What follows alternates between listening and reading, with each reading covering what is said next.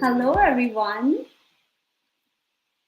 Welcome to all of you and our esteemed guests who have joined us live today.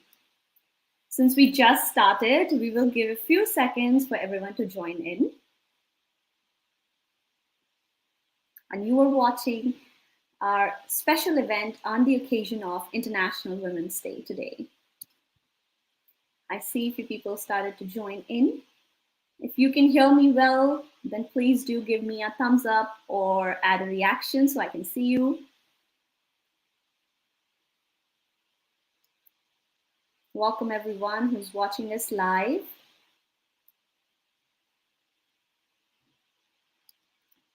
Please do add a reaction if you can hear me well.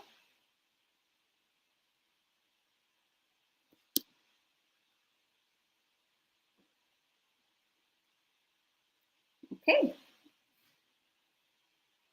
Let's just checking if everyone is able to hear me. Please add a comment or a reaction in the comment box. Also, I would request everybody to give permission to StreamYard so that I can see your name when you share your comments as well. Yeah, I see people started to joining us.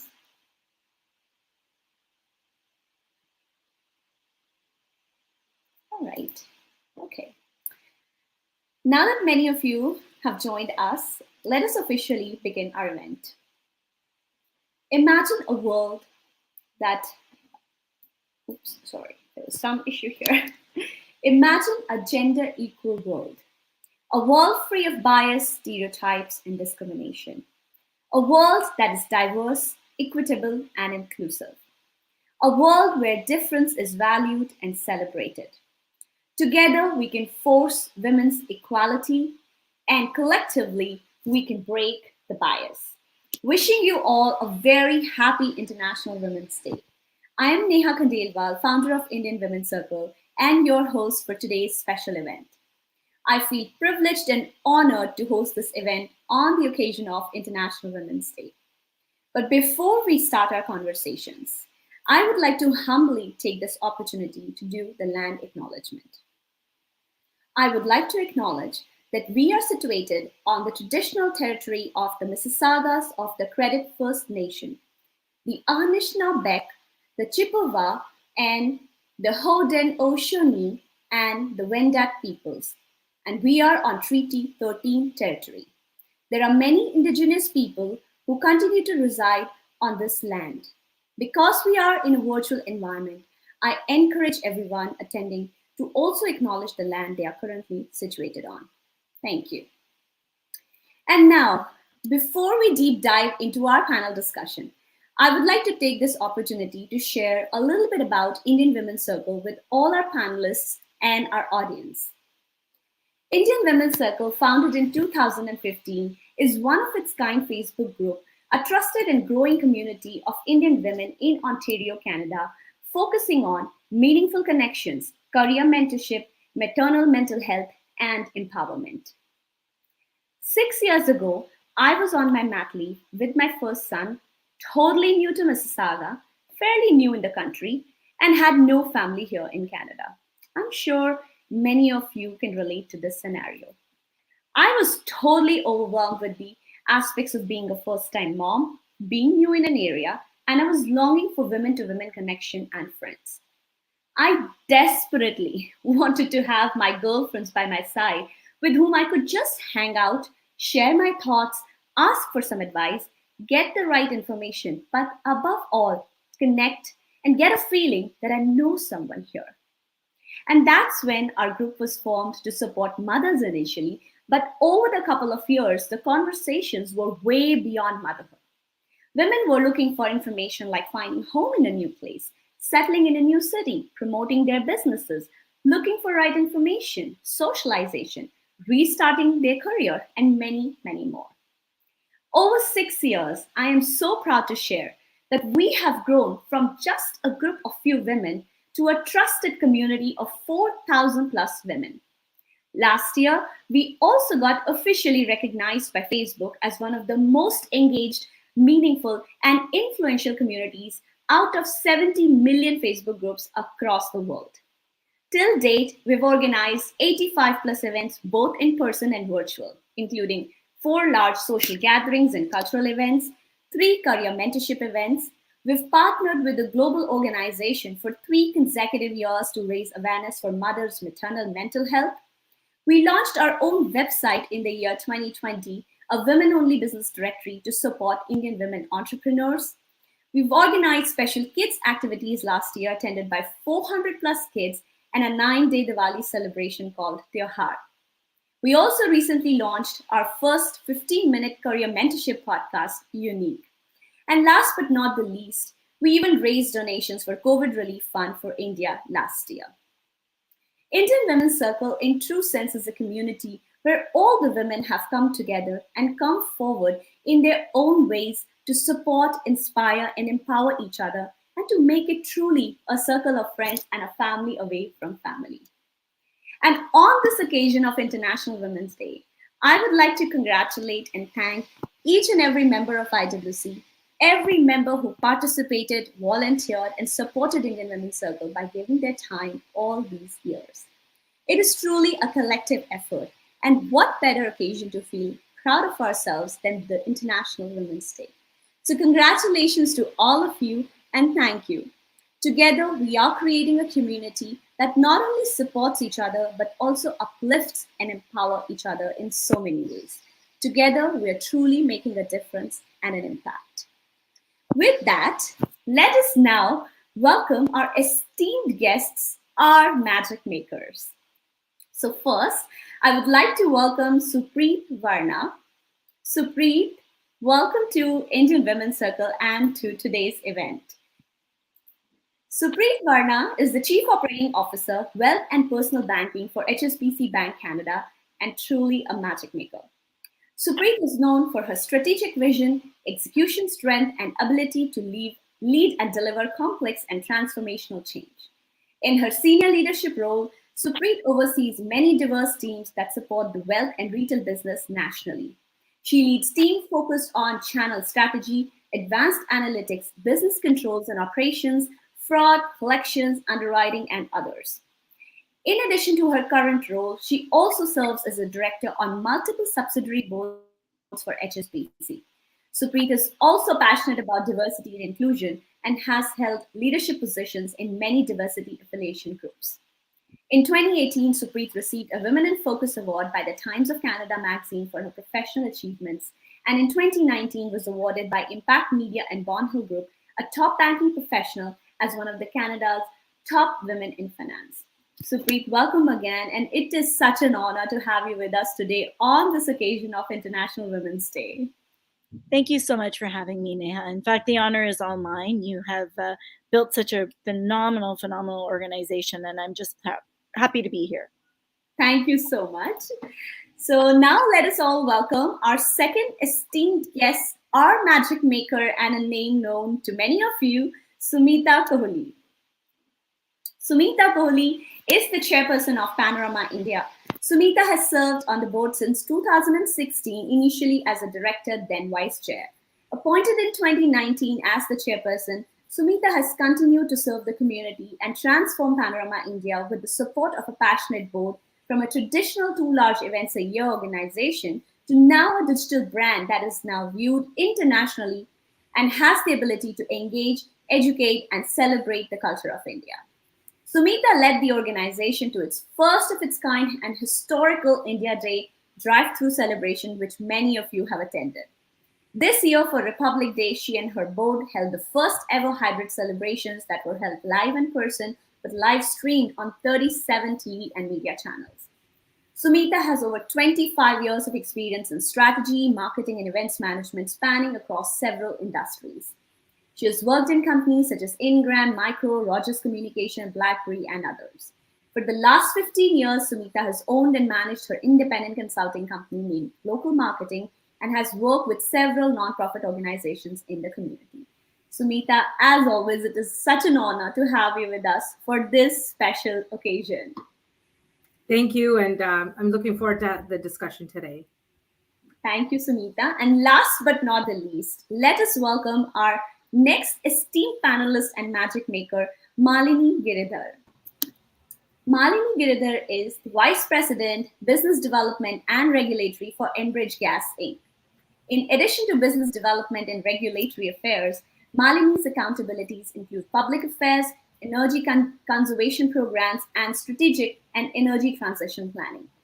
Malini is a chartered financial analyst and has a graduate degree in economics. In 2019, Malini was awarded a spot on the Women's Executive Network's top 100 list of Canada's most powerful women. Malini is passionate about the promotion of diversity, inclusion, personal development, and women's empowerment. It is such an honor to have you with us on this occasion, Malini. Thank you, Neha. I am so flattered to be amongst such an esteemed panel, and I really look forward to the session today. Thank you. Thank you so much. I am already feeling, high energy right now with all of you for this, having all of you for this event. But once again, a very warm welcome to all of you, and let us jump right into our conversation today. So my first question is to Supreet. Supreet, once again, welcome. You started your career in banking way back when you were, 23 years old.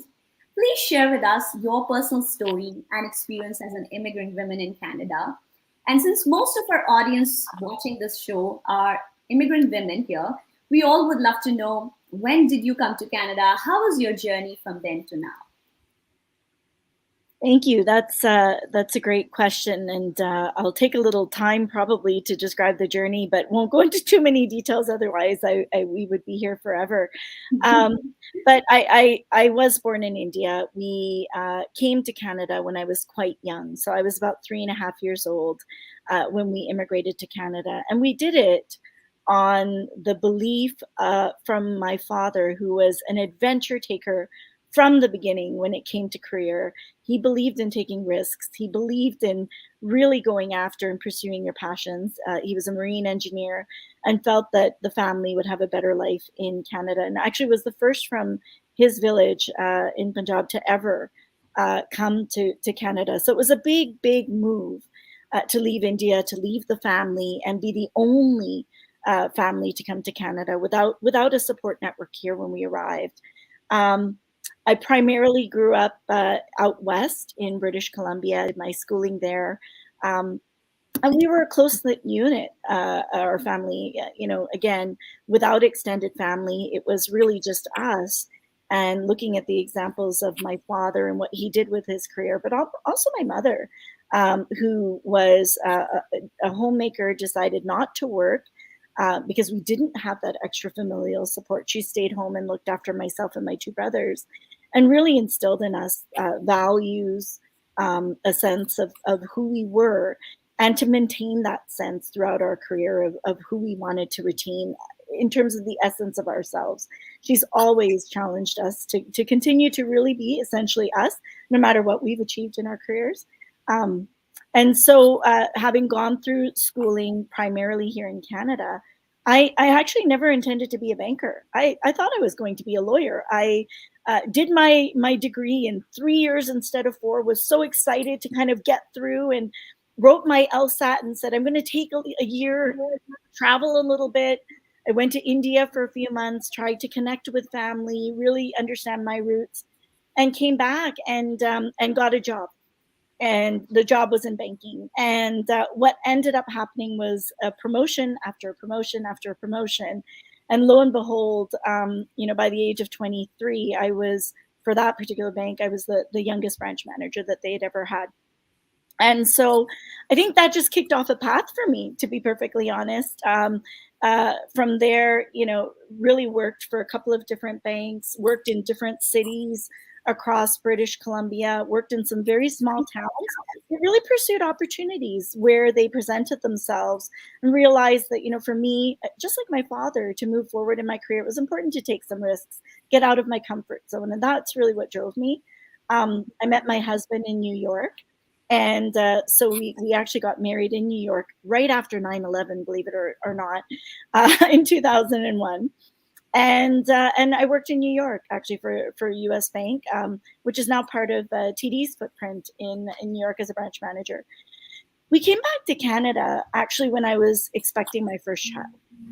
And that's when I really had to take a look at not just the career woman that I wanted to be, but the woman that I wanted to be. What role I wanted being a mother to play in my life, how I wanted family to present itself, what kind of commitment I needed to balance across career and family. And I knew that that was going to be difficult in New York's financial environment. It's a very, very fast-paced environment, and it's a very all or nothing environment. You're either very much on the career path, or you are, someone who values family, and you get overlooked, to be perfectly honest, in that environment. And I knew that Canada would offer me that balance. And so I did come back. I was 6 months expecting with my daughter, had my daughter, and after 7 months started working for one of the major banks, CIBC. I had a really actually wonderful career there, lots of great support. 12 years I spent with that bank until 2017. And when I left CIBC, I was a senior director, looking after strategy, operating model, branches, channels, contact centers. Interestingly, though, when I left CIBC at that time, I think myself and only one other woman, South Asian woman, were the highest ranked South Asian women in the entire organization of almost 40,000 employees. It's some of the precipice of what actually had me move to a global bank. So I joined HSBC in 2017 as the vice president of channel optimization. And since that time, I've actually been chief administration officer. And then for the last year and a half, have been the chief operating officer. So that's a little bit of my journey.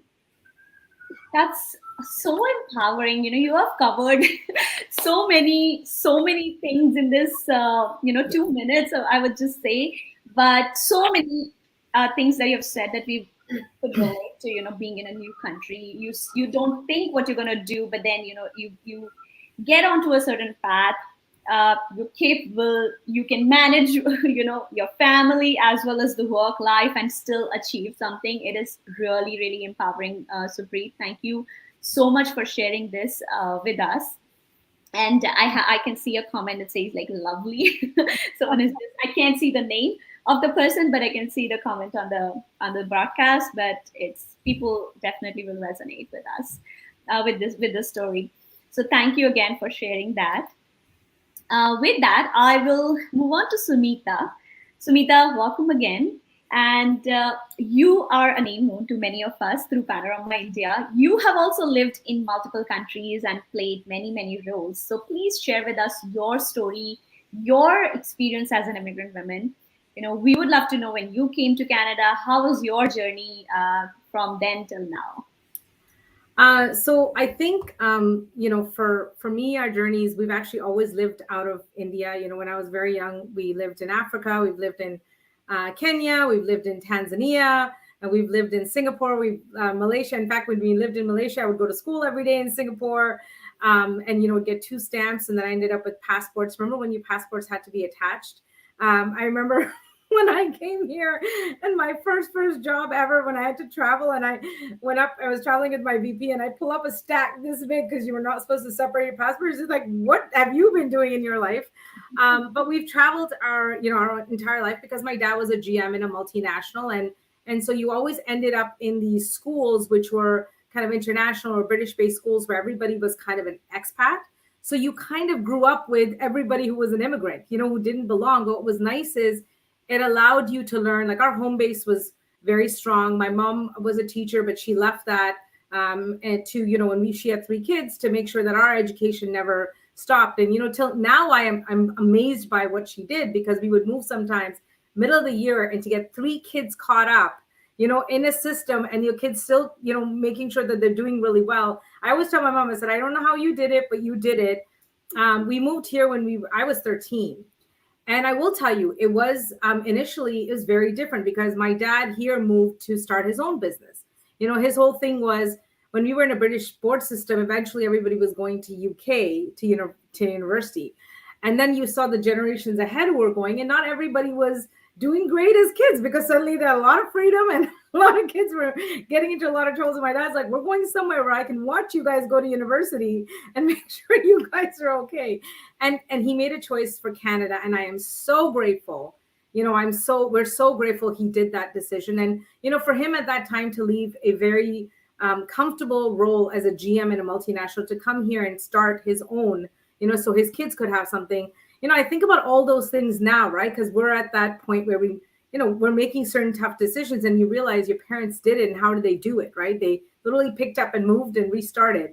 I think coming to Canada, my first year, I think, was really interesting because I went to a school where, there was maybe 3 Indian kids, and everybody was primarily, Caucasian. And at the same time, it was an art-driven school too. So everybody had very strange personalities and very self-absorbed, personalities. And I remember that year was a real culture shock because the few kids I knew who were Indian were not comfortable admitting they were Indian. I remember that, right? They were at that where, I'm not Indian. I don't do anything Indian. Now I've come from a culture where, you celebrated it, right? Even when you lived in Africa, everywhere as expats, we celebrate everybody's culture around us, right?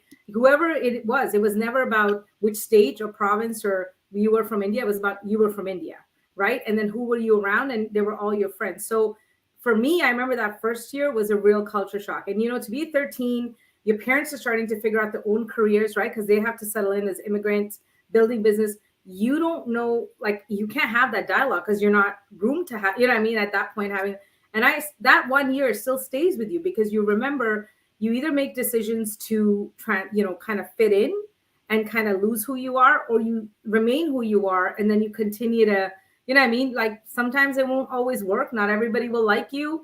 And it was tough because at that time, it was certain names used to get called, and you would see other Indian kids, you'd see that culture shock. But I would say for us, what was the blessing was coming from a very stable home where your parents worked really hard, but ensured that you remained comfortable in who you were. My dad was very big about experiences. His biggest line to us kids was, I'd rather my kids play the game and it's okay to fail than sit on the sideline. We were raised as that, my sister, myself, and my brother.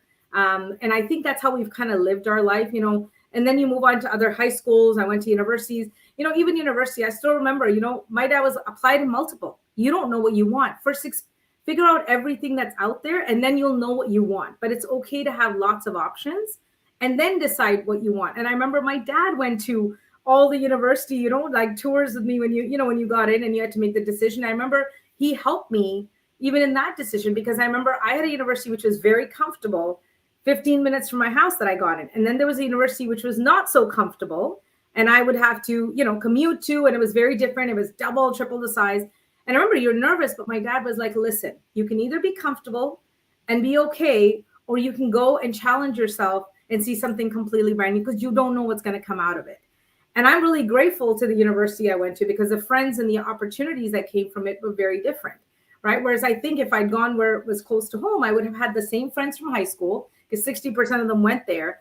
And I don't know if I would have changed, as much in life. So that's kind of how my journey began. And then when I finished, I remember, when I was at a job, in fact, I was just, when you'd have a summer job, it turned into you're graduating, here you go, you're already offered full time. And then I remember there's a company right across the street. I remember this building was coming up, which was Ingram Micro, which is, one of the largest distributors, IT distributors that kind of exists. And, now, of course, they've gone through a lot of transformation. And I remember the biggest reason I like the company is that I like that building. I'd like to be able to work in the building because I remember it's this beautiful green glass building. And, the biggest lesson I learned is, and I share this with people all the time. I remember there was a role I applied to. I did the interview. I didn't get the role. And I remember I was very upset about it at that time. A few months later, another role popped up. And I had interviewed with this particular person. And I remember a few months later, another role popped up. What was interesting is I went in for that second interview. I got that role. And what I didn't know is that first role was the assistant to the second role. And imagine, right? And that was my biggest lesson in life is sometimes when things don't work out, you don't know what it means at the time. What I didn't know is I didn't get that first role because I was kind of a little bit overqualified for the role. the particular manager had already figured out that I would have been bored very quickly. She is, by the way, one of my best friends today. And, our journey kind of has stayed. She's one of my first managers and one of my closest friends today. But it was one of the biggest lessons I learned. And I've always followed that is you don't know what you didn't get. And there's a reason behind it. So it's okay. And she always jokes, right, about that too. So that was kind of when I went to Ingram. I was there almost 7 years, a phenomenal company. Every year I had a new role. That was the other thing I learned when I was at Ingram too, is push yourself. I was very open to, I don't have to, just because I'm a marketer, I loved being in sales. Being a marketer sitting alongside sales is actually the best role you can get, because what you're doing, if it affects them immediately, that's the point of what you're doing, right? It leads to lead generation. So I learned that. I was always open to new challenges. Every time they had a new division, I was like, okay, let's try it, right? What's the worst that can happen? So I spent 7 amazing experiences at Ingram Micro, and then I went on to Rogers. And in fact, Rogers at that time had been acquired Sprint, and the entire organization went through a complete reorg, because the biggest thing Rogers learned at that time is when they went through this is Canada is, as you know, 90% SOHO, 4 employees and under, right? So the same people that are buying your, consumer products are the same people that also own a small business. So Rogers decided to revamp their entire organization.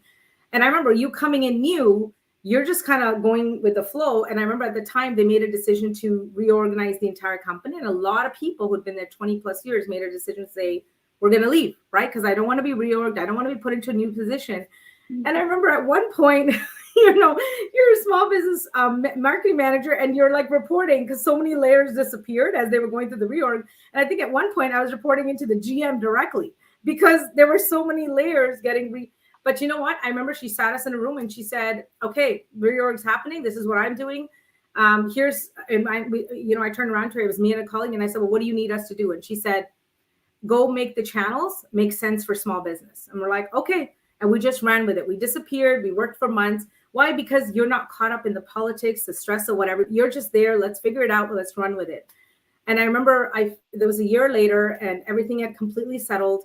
And, I remember this opportunity with her where she said, okay, here's a new chart. Pick what you want to do, because, you've done what you had to pick what you know. And at that time, I got a knock on my door from a recruiter for an opportunity with BlackBerry, which used to be RIM. And I'll tell you, it was fascinating. And again, it was just an interview. And that's what tends to happen is sometimes I go in just for a conversation. And by the end, you're whiteboarding what should be happening and solutions that I'm on. I remember the director said, could you start? And I'm like, I have a job. I said, I wasn't even looking to change. And then I remember I went to the GM at the time because she had a meeting and she said, what kind of opportunities do you want with with Rogers? And I said to her, I had this opportunity. I need to be honest. This is what I don't know what to do. And I remember she gave me very good advice. She said, there's very few companies that are global that are sitting in your backyard in Canada. And this is back when, RIM was at its peak. And I remember I said, she goes, run with it, because you're going to not see where a head office is, your head office is global head office. And I'm so happy I did it because it opened it up to a completely global base. And, I was at BlackBerry for 2.5 years. And again, BlackBerry, these companies that you were in, anybody who has the Norton and the high intense companies, what I'll tell you, the biggest lesson when you come from these companies that are high matrix and high intense is you learn how to function in a matrix environment. And that allows you to function with multiple people at one time to get something pushed forward. And then I went into consulting. I remember 2.5 years at BlackBerry. I had a friend who had a PR company. They had stuff that they were working on, and I helped with something. And she said, we have an opportunity. Do you want to do it? And I remember I said, okay, let's go into consulting. Let's try this. And you know what? 15 years later, I've been doing global marketing, which is, think global, act local, right? It's been my thinking from, I don't even know how long.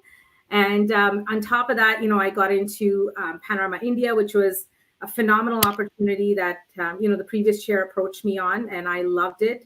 And I think Panorama India allowed me to understand the community from a much larger perspective and culture.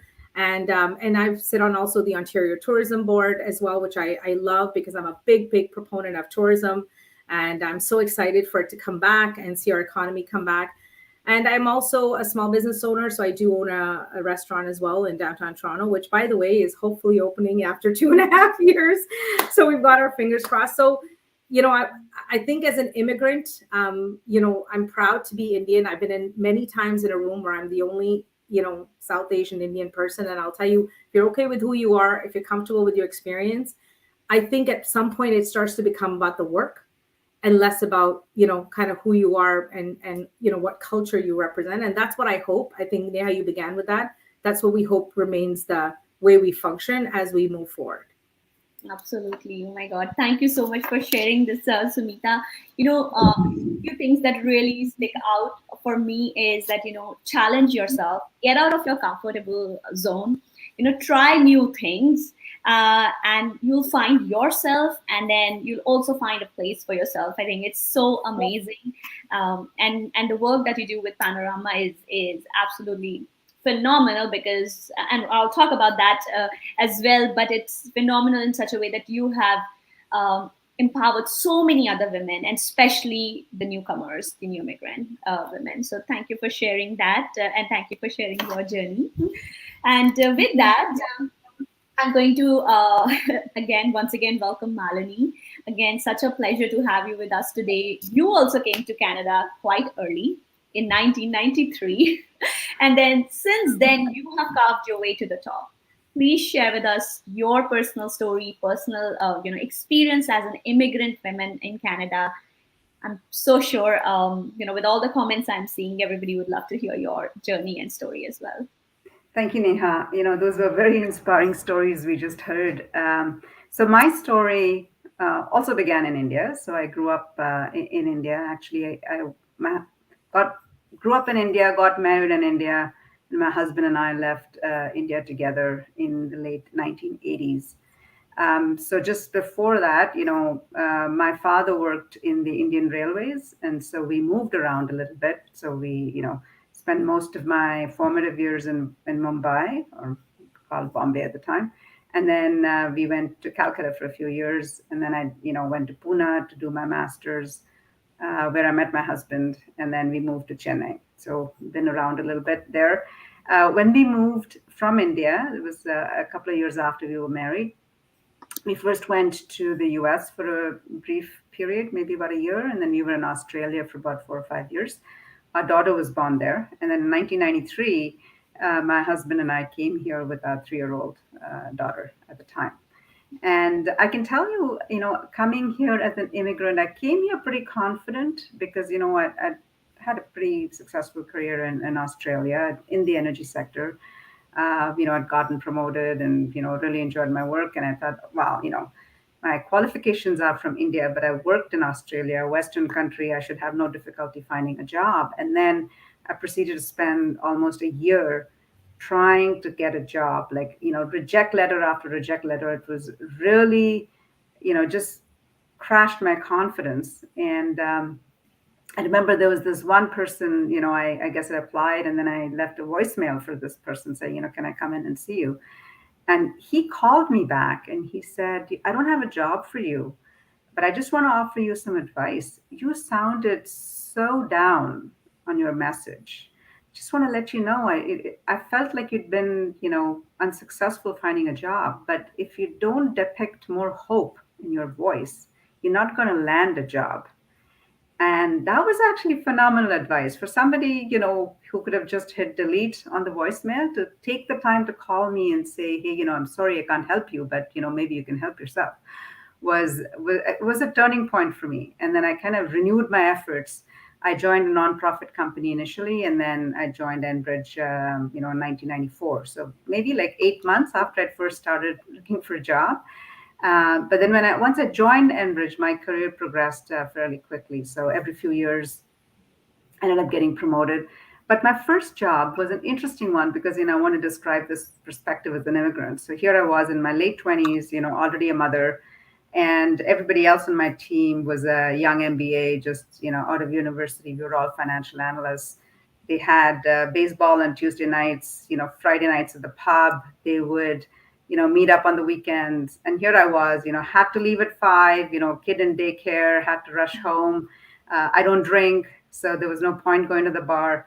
And I'd come in on Monday morning. Most of the exciting projects would have been assigned, I don't know when, probably at the bar because the manager was there.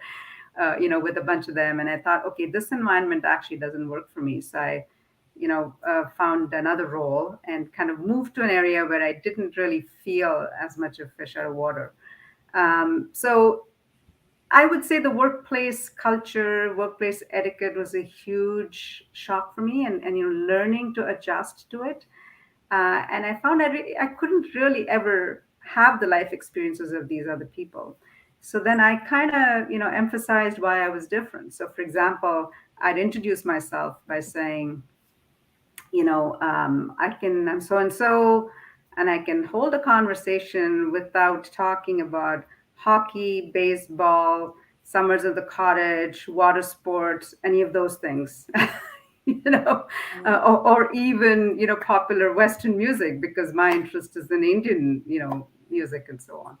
And I found that I was people would laugh, but I would they would respect me for it. And then I found some amazing friendships at work, and my career continue to progress. I only mention this because I imagine a lot of other people like me who have come a little later and had all their formative years in India would have felt that they didn't quite fit in, right? I mean, India was not that global at the time. We didn't have any internet. So my popular culture was still Beatles and, stuff that was pretty old. Like I was not current in terms of my cultural interests and so on.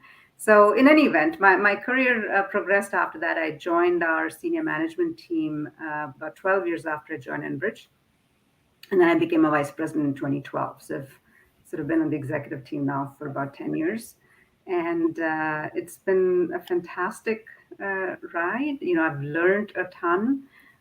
Along the way, I did my CFA. I became a chartered financial analyst. I was in a role where I was kind of bored, wasn't, intellectually challenged. And I thought, okay, I need to do something.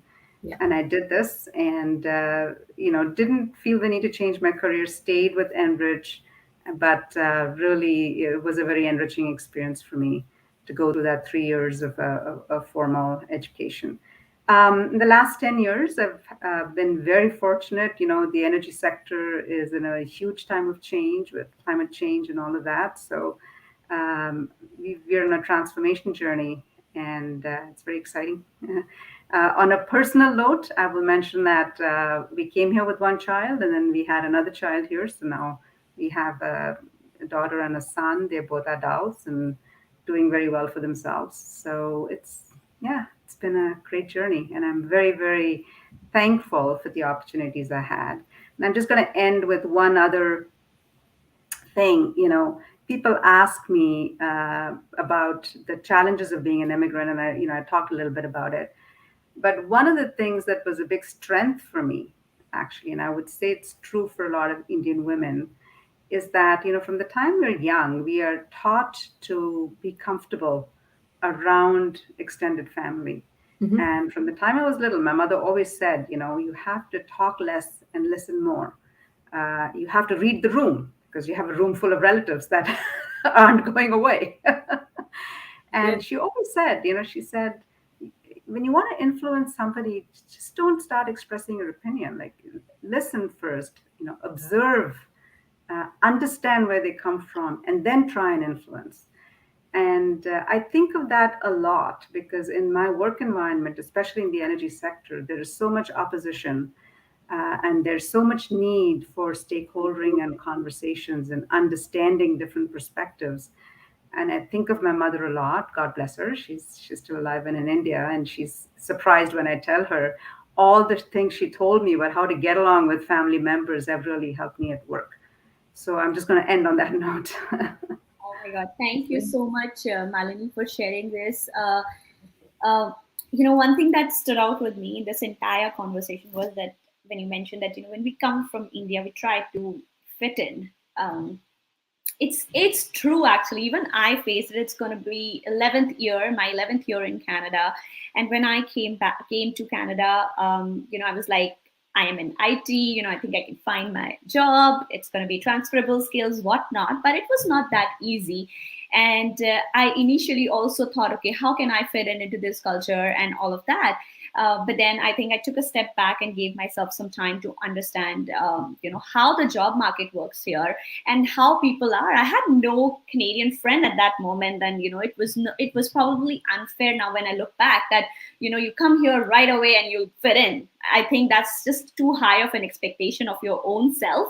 So I think giving ourselves some time as well and some grace, to ourselves, and then go about it. And I love when you said, when you talked about like conversations happen in the pub, or it's all about football, it's all about hockey. We haven't watched those games. It's true even for me, even though I'm younger than you, it's still true for me. And it could be my personal interest, or it could be just, natural. But I don't understand some of those things, and I don't like some of the music. So why should I force myself? So, we have to find our own self, the way we can be part of this whole environment and still be ourselves and still do good for ourselves. So I'm so grateful that you touched base on that topic. You can see the comments for all of you. Actually, the comments are just pouring in, saying that they absolutely love the experience shared by all of you. Starting the conversation for newcomers is a little tough. I do remember when I started looking for my job, I actually attended a job fair to see what's happening around, what type of jobs come in. I tailored my resume. I actually met 39 recruiters in person. I still remember. And then many of them would just reject right away. Oh, no, you this doesn't work. So, and then some would take time to give you some feedback, and then you would improvise and make some corrections. But that was again a very good learning journey. And sometimes when I meet newcomers, I say, like, don't get disheartened. It's okay.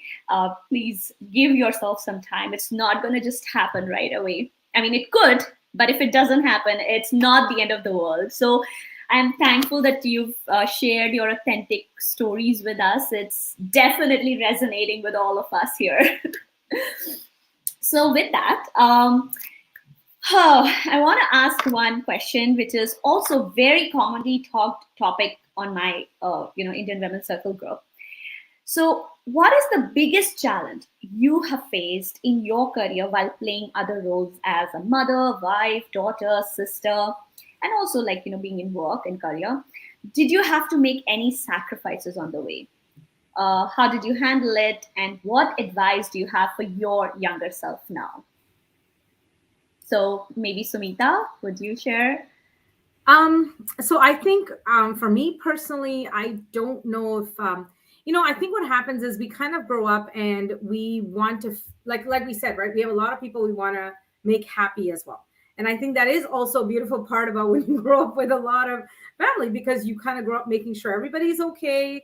And you don't like sometimes always want to alter the waters. But I think the difference for me when it came to career specifically was I'm very fortunate to have had two phenomenal parents, who actually pushed us.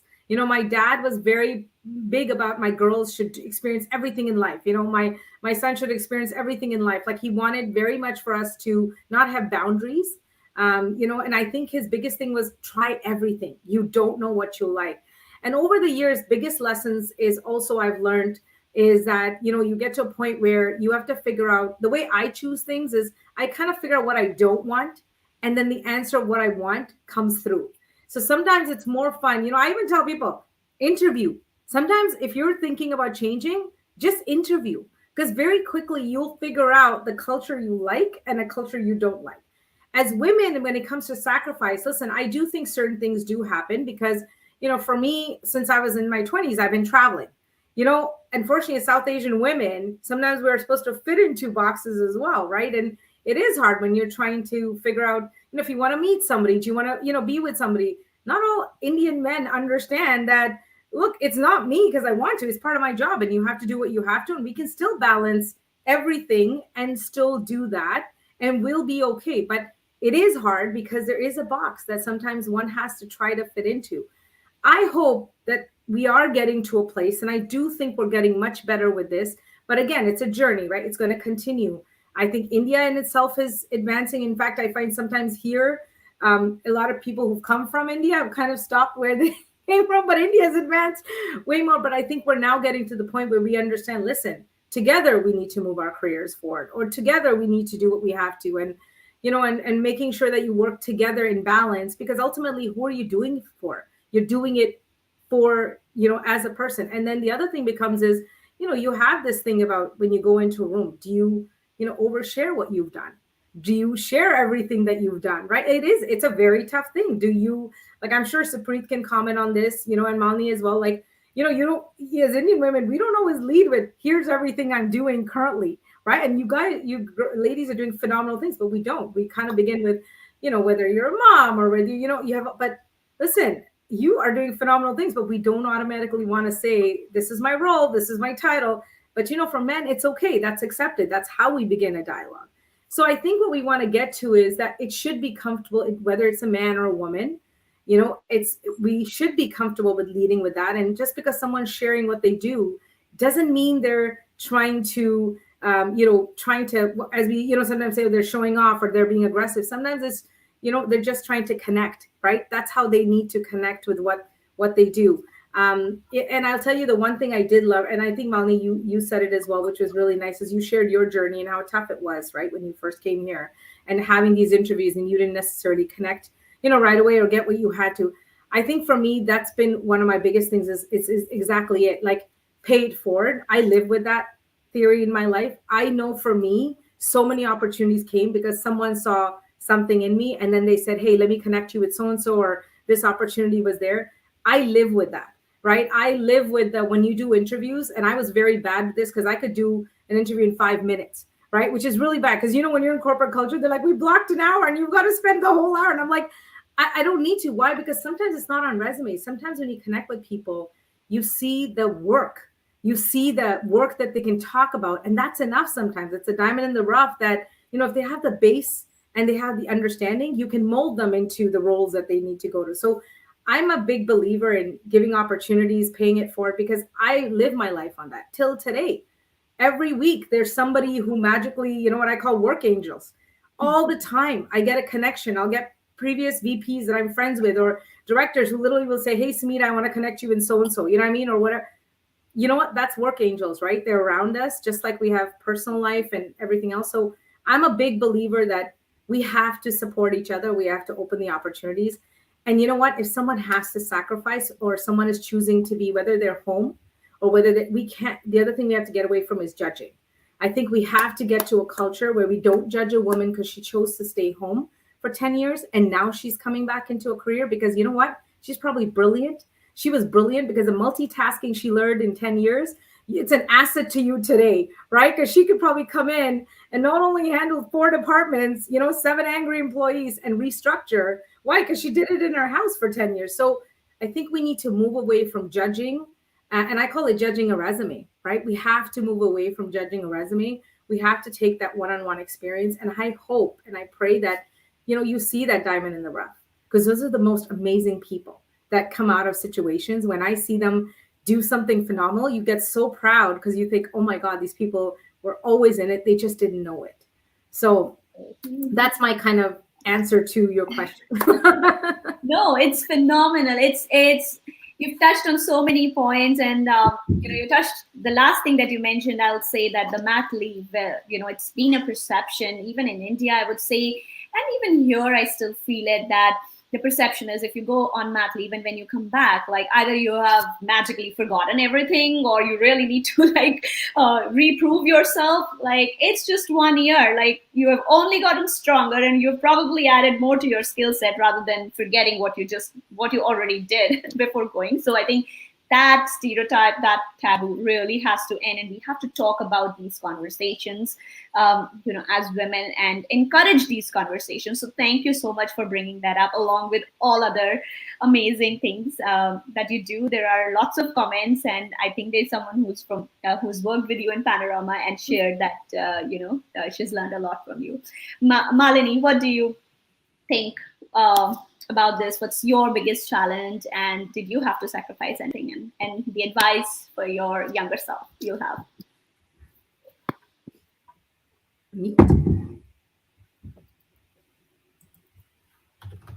Malini, we can't hear you. Sorry. There you go. I'll take those as 2 separate questions. Sort of the challenge and what would I tell my younger self. So a big challenge from my husband and me when we both pursued careers was around travel. So my husband, works for IBM, and spent a lot of his time traveling. He's consulting roles, and of course, consultants have to travel at the drop of a hat. And then sometimes my travel was more planned, but I did have travel as well. I had a team reporting to me in Calgary, so I'd have to fly out, every couple of months. And so you have the inevitable situation where you're both planning to be away, and then you have to figure out what to do with the kids. And fortunately, we did have a sister-in-law who was amazing. She would always step in. But then just missing so many aspects of your children's lives, right? Like there's school activities or school trips. Like I probably did one for my son and one for my daughter the entire time that they were in school. And yet there were these other mothers who were always there for the kids. And so I think that was a challenge. It left me with the deep sense of guilt about not being there with the kids. And I wish I'd checked in with the children, though, because, they didn't think I needed to feel guilty at all. In fact, they were, quite proud of what I did. And I only figured that out after they were older. So I think one of the things I would tell my younger self is, be self-aware of your feelings, question them, but also verify whether you really need to feel that way. Because, I think fundamentally, my kids probably saw that I was juggling these things. They were, in some sense, they were accepting. And as they grew older, they were proud of what I was doing. So, that's my shout out to all other mothers with careers and, whatever they are. Yeah. It's amazing. Thank you. I loved your advice when you said like check in on your feeling and also verify them, because sometimes we just get into that mode, a loop of, oh my God, I don't spend time with kids. Oh my God, I'm doing this, but then I'm missing on this. But then are you spending some time with them in some other way? And if yes, then it's okay. Like just getting a perspective on that is also so important. And yeah, we're getting some comment. Check in with the kids is a great advice. Thank you, Malini. So definitely people are resonating on this one. So, Supreet, what do you say? The biggest challenge and the advice for your younger self. Yeah, I think, it's an interesting question. And Sumeeta and Malini have done such a great job, I think, of laying out so many different themes that, we all, I think, have encountered and faced. But truly, if it is the biggest, it would be along the same theme of what Malini talked about, and that's self-forgiveness. I come from a family where my in-laws now live with me.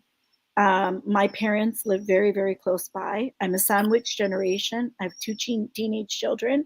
They're getting ready for university soon. There's a lot of demands.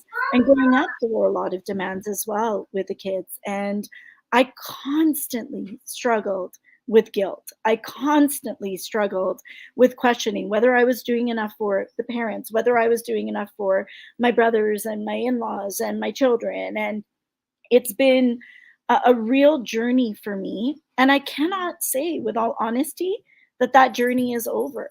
I still ask those questions constantly of myself when I put something ahead of something else. And I've learned that I really need to have that self-dialogue first. Before I ask anybody else, there needs to be a self-dialogue within me around, you can only do so much. You are one person.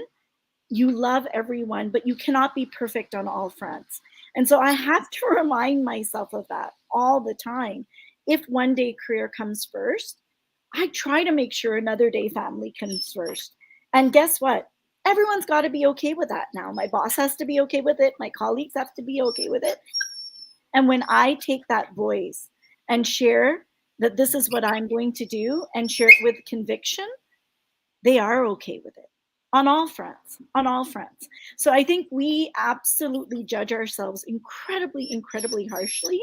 And the same advice that I would give to my younger self is the same advice I gave to myself yesterday, is the same advice that I'm giving to myself right now as my little puppy is crying beside my chair looking for attention, which is, it's okay that I can't do that right now. I need to be okay with what I can do in the moment based on the best that I can be for myself. That is it at the end of the day. Whether we leave this life remembering career, family, whatever that is, I think just being honest with yourself about your decisions every day and being sure to voice whatever your priorities are, it actually carries a lot more than we think. I think we let fear hold ourselves back, whether it's saying that to our children, whether it's saying it to our husband, whether it's saying it to our in-laws, or whether it's saying it to our boss and our colleagues. And I think, again, that conviction and letting go of that fear is such an important self-dialogue, not just to have, 10 years ago, 20 years ago when you're younger, but all the time. Absolutely. So amazing. It is, what do I say? Like, it's heart touching to uh, hear this.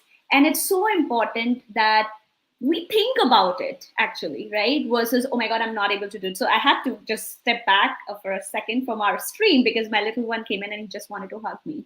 So I, my normal reaction would be, oh, go out. But I just took myself off camera, just said, I'm okay, I'm here, just go back. And initially in my previous events, I would not allow this, but I'm giving myself that grace as well. I think it's okay, right? So, Amazing. So thank you for sharing that.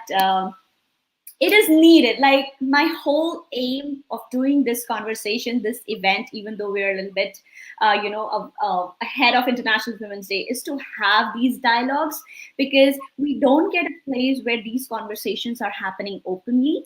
And I also want to say that, it's like we want to hear from people who have been in our position in terms of, being from the same country and being an immigrant, and how we are juggling our priorities, from family to work.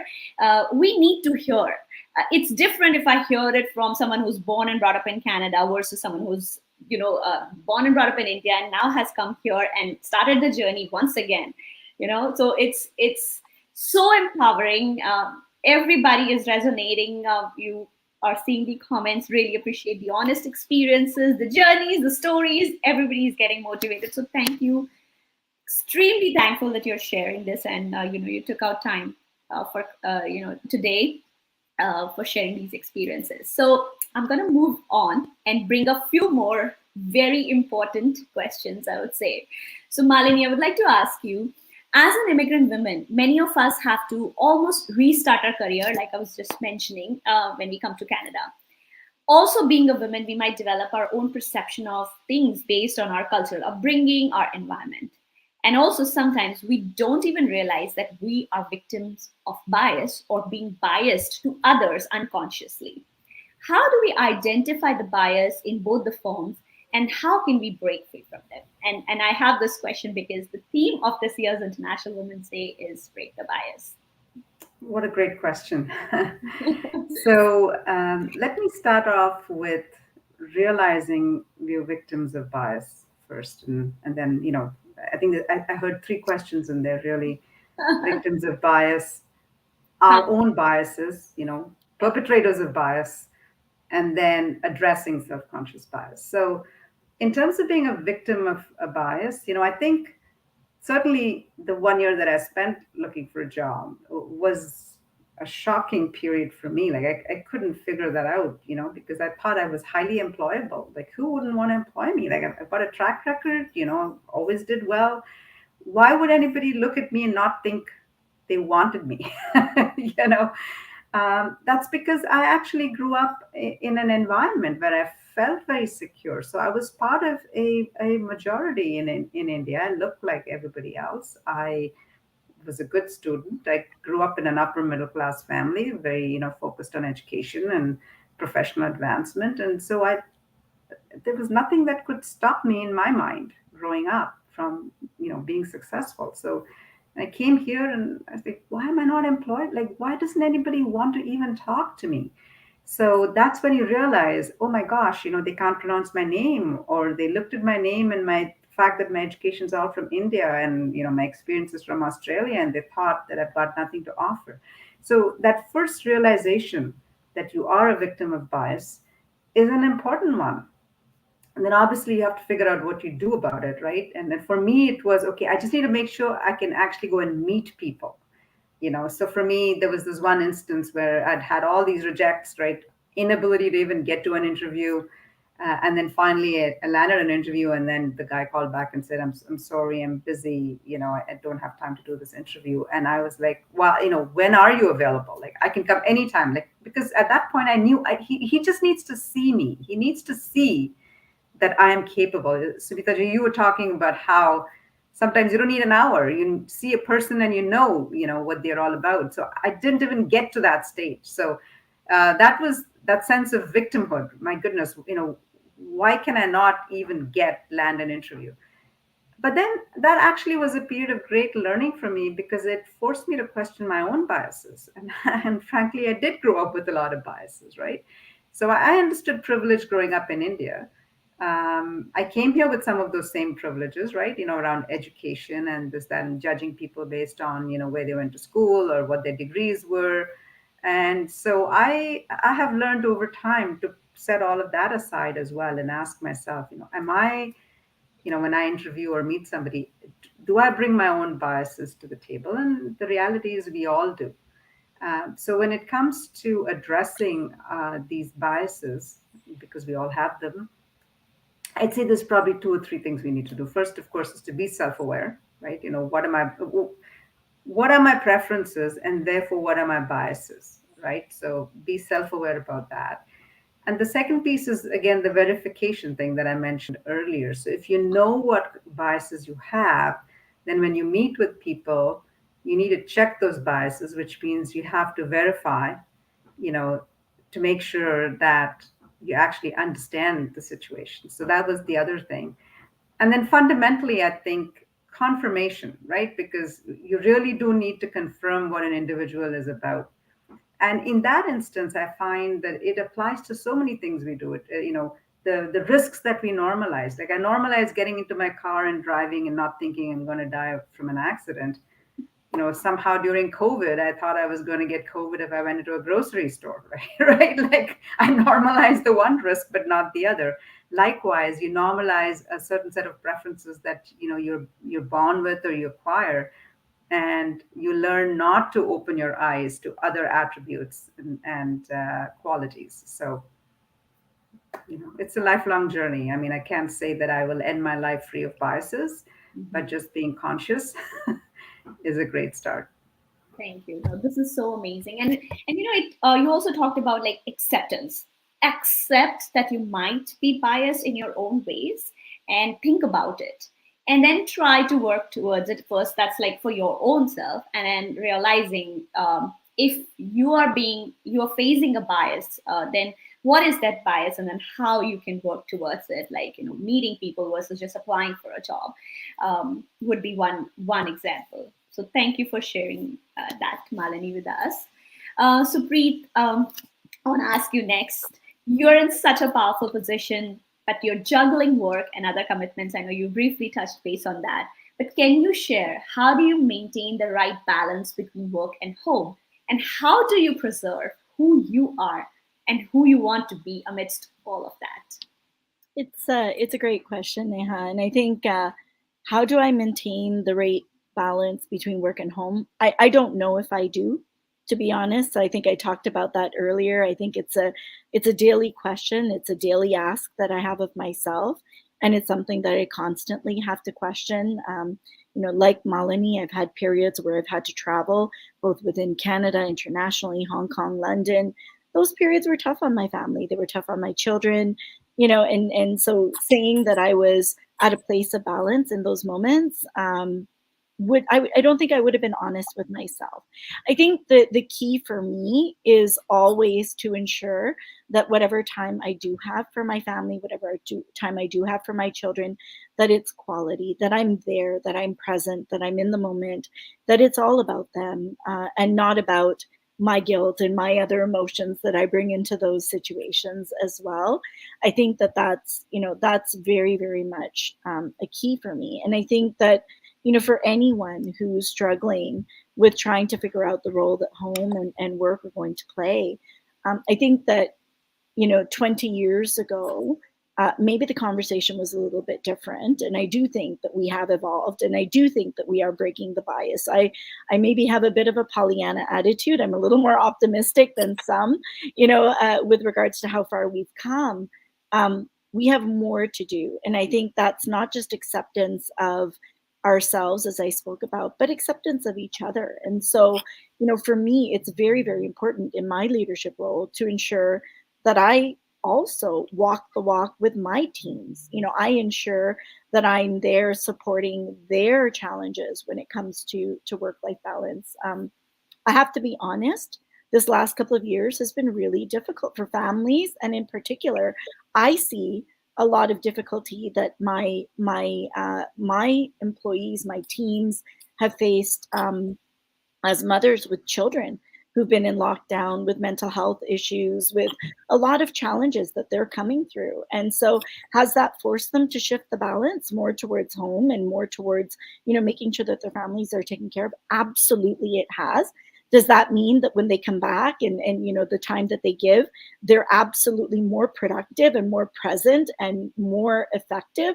Absolutely, it does. So you don't have to sacrifice one for the other. And I think that, I absolutely am confident that Malini and Sumeeta emulate these values as well. But the more that we as women, continue to support each other, continue to support, the understanding and the communication of challenges, and talk about our own experiences and be very real with these conversations with our teams, with our colleagues, and also with our children. I think that we'll continue to build a more understanding framework for future generations to come. Absolutely. So powerful. It's so powerful. Talking about our authentic, self, talking about what we really feel, or having a platform where we can share this authentically is absolutely amazing. And actually, I would love to mention that at my workplace, we have an internal employee resource group, Working Moms, and I'm part of that committee. And we bring these conversations there, and it's not definitely open just for like Indian women, but open to everybody. But these challenges of being a mom and being a working mom is real. It's across, and these needs to be there need to be a conversation about all of this, so we all can be our best, but at the same time be guilt-free. I mean, maybe I think we'll never be guilt-free as moms, I guess, but at least we can address some of that for sure. So thank you for sharing that, Supreet. Sumeeta, coming on to you. Based on a lot of published research, generally, women do not acknowledge and talk openly about their accomplishments. And I know you touched teeny tiny bit on that one.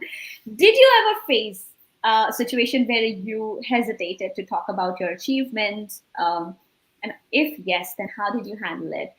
And what is your recommendation on how women should actually self-advocate? So I think a simple example is I've shared probably more today about who I am than I would probably in all the people that I do know, from whether I'm working with you at Panorama or other projects, because that's just who we are. Like today, and I'll give you a simple example. Even after I shared in my head, I thought, did I overshare too much about you as a person versus, what you are doing? Because I think it is 100% true, right? Like, I think it goes back to how, when you're in big families or when you're in a situation, you're just kind of like, you don't always want to alter things. You want to just keep moving along. And at the same time, I think personally for me, I think what's always worked, and I'm okay with that. I'm actually happy with this. I always let my work speak for myself. And that's been my biggest thing, right? I'd rather it be about the work that I'm doing. And that's the conversation you have about me versus, me at a personal basis. Now, it is something on a personal basis. I think, you have different ways. So for me, I got this advice long time ago. And I think what I do is you keep different people in your life for different purposes. Like, you don't have the same set of friends for every, part. You have different, energy sources that come into your life. So, certain people, like even in mentors, you have somebody who's a personal mentor, about a life mentor, versus you have somebody who's a career mentor, versus somebody who's, been there to guide you through whether it's community work. Like, they're different individuals you kind of work with. So I think what ends up happening is when we come talking about who we are as a person, it becomes, well, which part of us? right? What do we want to talk about? Like, so I think 100%, I think, I think women are guilty of it. I think as South Asian women, we're very guilty of just kind of saying, yeah, don't worry about this stuff, but let's talk about, this instead. But I think, we have to get to a point, and I'm okay with where I do think we should let work and who we are as what we've accomplished speak for itself. And how we can get better at it is we as women have to also help push others forward. I'm a big advocate, and I will tell you something. If I don't trump the horn of amazing people around me, I don't feel I'm doing a good enough job. Why? Because someone's done that for me, right? And I'm proud of that. Like, I will be the first one, if I'm in a room with 6 people, I'll tell you every single thing that they've done. And I'll tell you from personal basis. Why? Because I'm coming from my personal experiences with all of them. I think, a simple example is nonprofit, right? Let me tell you, working in a nonprofit organization where everybody is giving their volunteer time to get to a goal that really doesn't give them anything on a personal basis to move them forward. And, there's nothing that you get out of it, right? You're not going to get more business out of it. You're not connecting with a client. You're simply doing it for that reason. And to have that energy around you, for me, those people need to have an advocate. You need to push forward the amazing time that they've given, because they've chosen time to give away from their family. They've chosen time to give away from their, work initiatives to give you that energy. So I think how we get better at this is, yes, we 100% should advocate for ourselves, but we need to advocate for each other. We need to advocate for those that don't do a good job of it. I'm the first person to tell you, if there's something you want, and I even say this to even when people come into the nonprofit, tell me what you want to get out of this. Be honest with me. Be brutal. Tell me that, Sumeeta, I'd like to end up in this career. I'm looking to network. Tell me that. Why? Because guess what? We can do that, right? In the time you're giving, why not connect you with somebody, in this? I even tell people, a lot of times they'll call and say, oh, I'm trying to get into, what I say? I'm like, you have access to my LinkedIn. Just tell me who you want me to refer you to. Just tell me, I'll do an introduction. I have no problems with that, because why? You don't know. It's, if nothing else, you don't know that moment in that time, what that person needed from you. So I think, yes, we're guilty. I think we're getting better at it. Now, unfortunately, social media, I will say this much, is a very confusing element of this, because I think what's happened in the last 3 to 4 years is many have become very good at talking about themselves, but sometimes you kind of don't know what else is happening. So I think there's now needs to start becoming a balance, because I think the problem that's happening with these next generation of kids is, like for me, I'm motivated and empowered by women who achieve a lot because of what they've done, what they've accomplished, projects they've been on, deliverables. What scares me is when I hear young girls say, I want to be famous. And I'm like, why? Just because I want to be famous. That scares me, right? And that's where I think it's really important that we do continue to advocate for work we do. We should lead with that, where, hey, I've been able to do these 5 things, plus run a home, plus do these things. It's important, because the people that are watching us are the generations behind us. So while it's great to post, I'm going to be frank, while it's great to post 55 pictures of, 5 other places, it's really great for girls or for the next generation to come up to see projects you've done, things you've delivered. Keep boasting about that. Sometimes people don't realize you talking about you sitting in a powerful meeting alongside 10 other really strong people and you being at that table. You may think you're just posting a picture, but you don't know who else is watching that, who you're inspiring that. So don't hide from that, right? Share your career, share what you're doing, share the people you're sitting around a table with, because that's actually the motivation I think we need to give many others. Today, Malini, you talked about the fact that look at where you are now to where you couldn't get an opportunity. Supreet, the amount of people in the different industries you've worked with within banking, the fact that you work in small towns, big towns, you've been able to take challenges. You went from, CIBC to HSBC to now look where you are. You're running, and in a time when you've made retail banking happen, when we've gone through a pandemic where retail's gone in the other direction, good for you. Proud of you. You know what? This is the stories. Share more. I would rather be a social media filled with this, because what I hope is, like my nieces and the next generation, this is the stories I want to see them, talk about, that I saw this lady. Did you know she did this? Did you know, that's the stuff I'd love to see more. So I think what I hope nothing else out of this is keep sharing, keep doing more, but share about your accomplishments. Don't hide those. And yes, please share all the other pictures that you want to, and it's fantastic. But this is the stuff I think it's getting lost. I think, as Indian women, we kind of are scared to sometimes share the work stuff. Because I don't know why we have this thing in our head. Oh, no, I need to share about my personal life and everything else I've done there, but I shouldn't share about the work stuff. Is it going to be me showing off? No. Now let's change the conversation to me inspiring, me motivating. If one person saw that and said, hey, you know what? I'm struggling. This is what's happening. How do I get to that place? Be open to that dialogue. Absolutely amazing, Sumeeta. You remind me of this I'm Remarkable initiative that I am a part of. It's a Google's initiative that talks or encourages women and underrepresented groups in the entire world to talk about their accomplishments if it's based on facts. And one of the main research of that whole initiative is that cultural upbringing, cultural bias impacts us. Being Indians, we all, as girls, as women, we've been taught to be humble. Talk if don't talk if too many people are there. If you do something good, it will be recognized on its own. They'll tell you, oh wow, you did a great job, versus me telling, hey, I got a distinction, versus like, oh, you got a distinction. It is true. It is absolutely true. It is real. It is the bias that we need to recognize for ourselves. And I'm so glad I'm actually a facilitator for that workshop.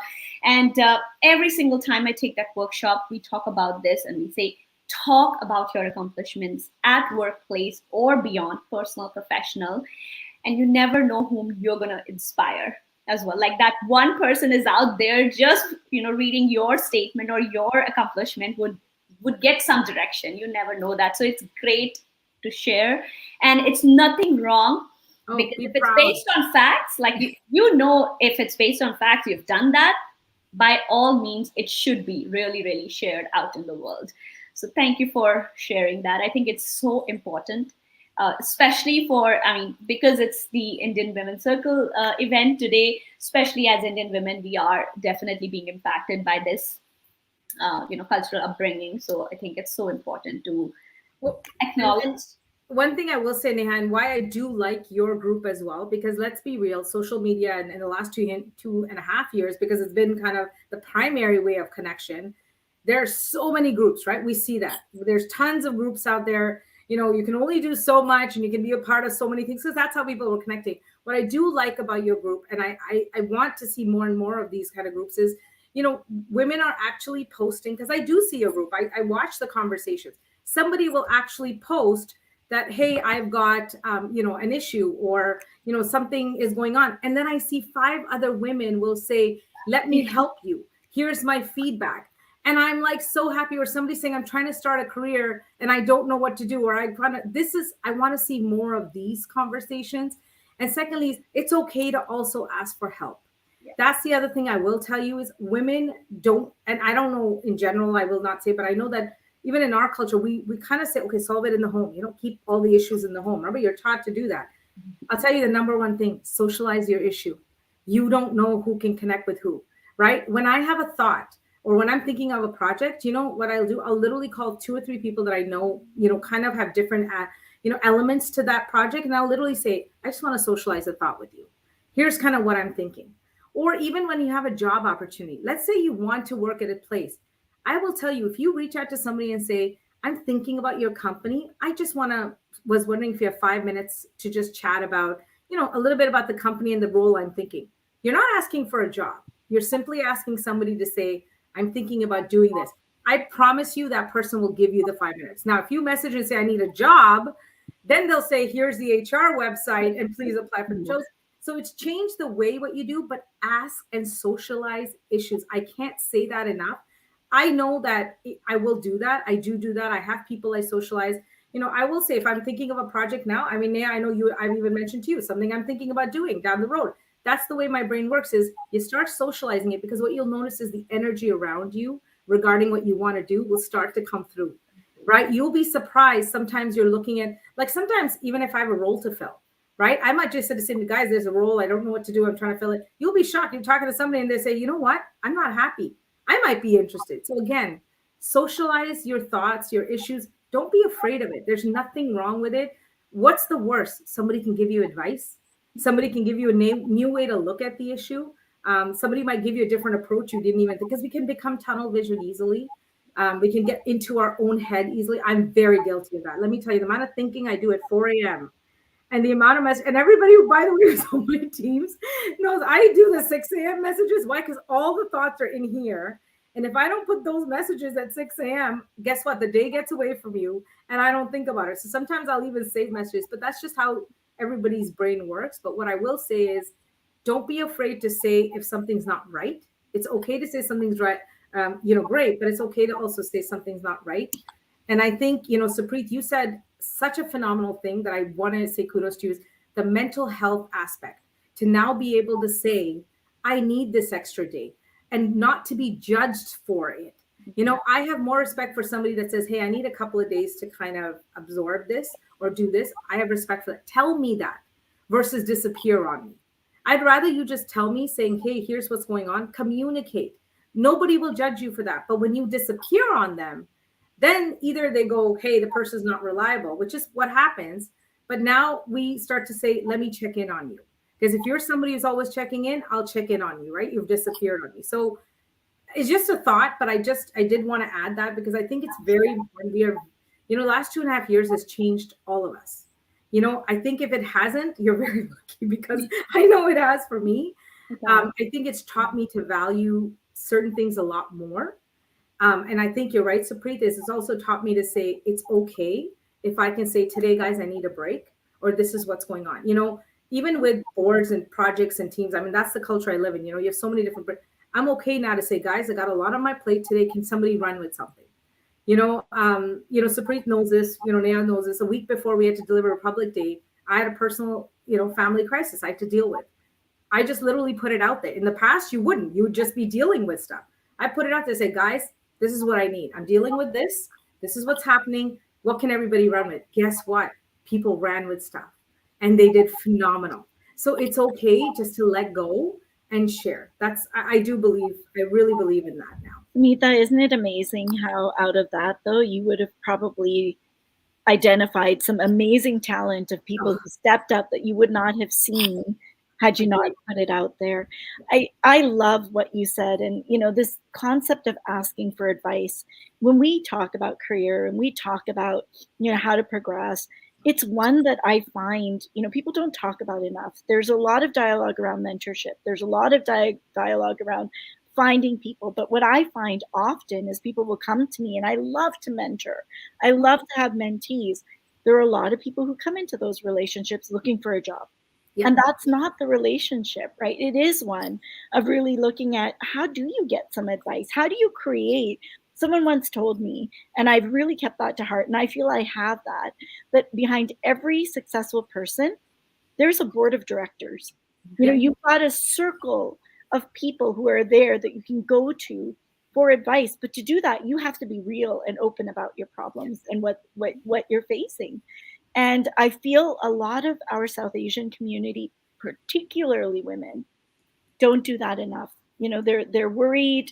They're worried about being judged. I don't often get the transparency. And I want to say to everyone who's watching, be open, be honest, be real.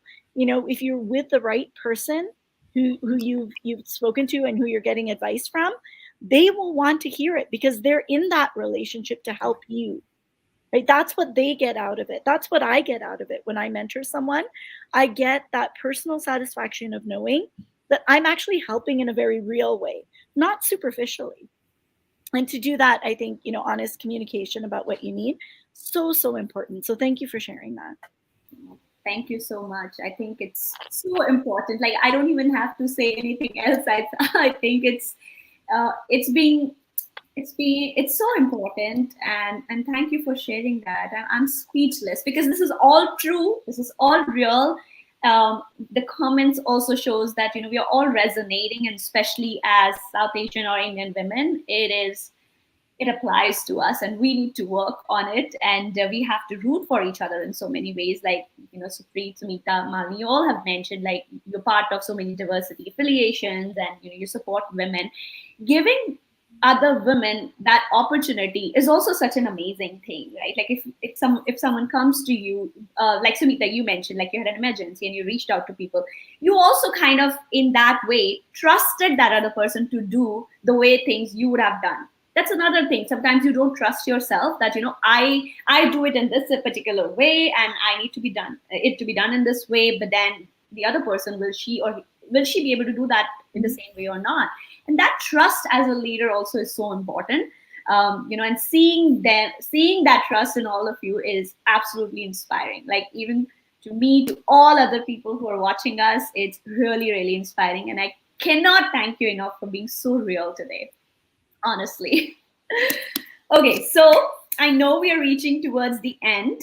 I do want to ask one question, and if you can quickly touch base upon that, all three of you. You all are in a powerful position now, and you are passionate about empowerment. What steps have you taken to address the bias towards women and drive more inclusion in your areas or workplace? Just maybe quickly, Supreet, do you want to say something? Yeah, absolutely. I think for those who are connected with me on LinkedIn, I made a pledge on LinkedIn around breaking the bias. And it really is that. It's really absolutely understanding where we do have unconscious bias and how we can challenge that, both around us and for ourselves as well. And Malini talked about that. And for me, it's very, very important to keep that communication alive for everyone that's within my community of influence, whether that's at work, whether that's outside work, participating in events like this so that I can encourage other women that we absolutely, absolutely can challenge those social norms. We can challenge those traditional views of how we believe we need to actually be who we really are and feel empowered to do so.